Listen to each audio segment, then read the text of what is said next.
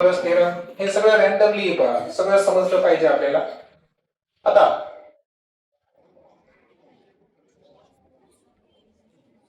Pythagoras theorem हा तुमच्यासाठी काही नवीन नाही, माहित आहे तुम्हाला. हा कोणाला ऍप्लिकेबल असतो बरं? Right angle triangle. जसं की इथे मी एक राईट अँगल ट्रायंगल घेतला. कोणता घेतला? P Q R. यामध्ये पी क्यू जे आहे ते जे माप आहे ते सपोज आपण कन्सिडर करू 9 सेंटीमीटर. किती कन्सिडर करू? 9.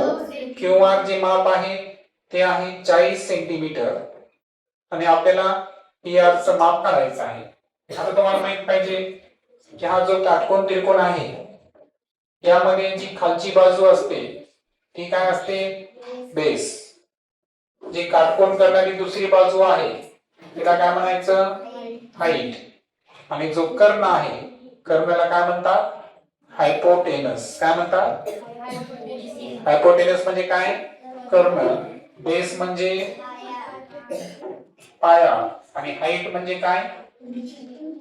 उंची. बरोबर. तर या संदर्भात आपला पायथागोरसचा नियम आहे. पायथागोरसचा नियम काय सांगतो पहा इंग्रजीमध्ये की हायपोटेनसचा जर आपण स्क्वेअर घेतला तर ते कोणाच्या इक्वल असतो? Base square plus height square. Correct. मग आता मला सांगा हायपोटेनस किती आपल्याकडे दिलेला आहे का? नाही. पी आर आहे त्याचं माप किती कन्सिडर करू आपण? x. तर इथं काय घेणार मी? x square. बेस किती आहे? 40.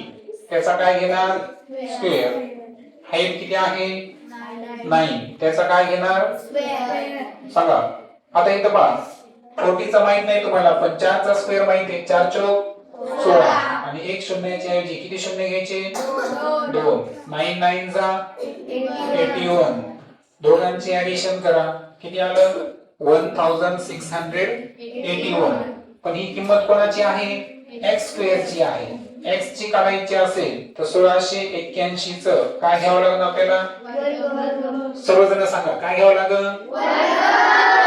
आता वर्गमूळ घेताना वर्गमूळ काढण्याची एक पद्धत असते. ती पद्धत कशी आहे शिकून घ्या. पहा आपल्याला वर्गमूळ काढायचा आहे 1681. भागाकडे तो सर्वांना. उजवीकडून काय करा? 2 2 चे गट पाडा. किती कितीचे गट पाडा? 2. आणि भाग देताना आपल्याला फक्त वर्ग संख्येने भाग द्यायचा. कशाने भाग द्यायचा? वर्ग संख्या कोणत्या आहे सांगा? 1 चा वर्ग 2 चा वर्ग. तर आता या पद्धतीनं आपल्याला कमीत कमी किती पर्यंतचे वर्ग माहित पाहिजे? 10 पर्यंत. बरोबर. तर 10 पर्यंतचे वर्ग मी लिहून काढतो.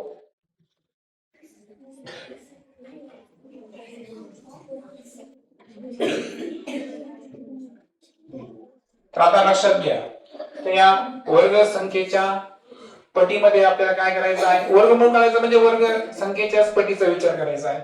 आता 16 पेक्षा 16 आहे का आपल्याकडे? आहे. 16 आहे. कोणाचा वर्ग आहे? 4. इथे 4 इथे 4 इथे 4. किती ठिकाणी 4 दिले बरं मी? 3 ठिकाणी. डाव्या बाजूला प्लस करायचं. काय करायचं? आता या दोघांचा गुणाकार करा. 4 चौक इथं वजाबाकी करा. किती? 0. वरून घेतले आपण 81. घेताना एक संख्या घ्यायची का?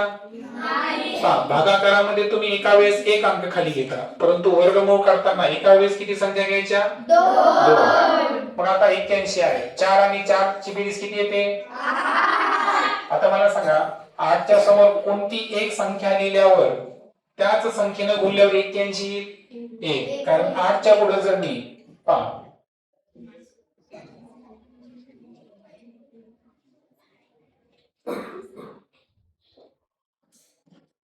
8 च्या पुढे जर मी 1 लिहिलं है ना आणि त्याच्या समोर 1 न गुणायचं मला 1 1 1 8 1 आणि 81 कितीचा भाग बसला? 1 चा. मग इकडे राहिलं 82. इथे वजाबाकी करा. किती येईल? 0. उत्तर किती आलं? 41. आणि म्हणून इथं 1681 चा वर्ग जर काढला आपण तर तो किती आला? 41 म्हणजे याचा अर्थ इथं जी पी आर आपल्याला हायपोटेनस काढायची होती तिचं माप किती आलं 41 सेंटीमीटर. अशा पद्धतीने हा आहे पायथागोरसच्या नियमाचा वापर.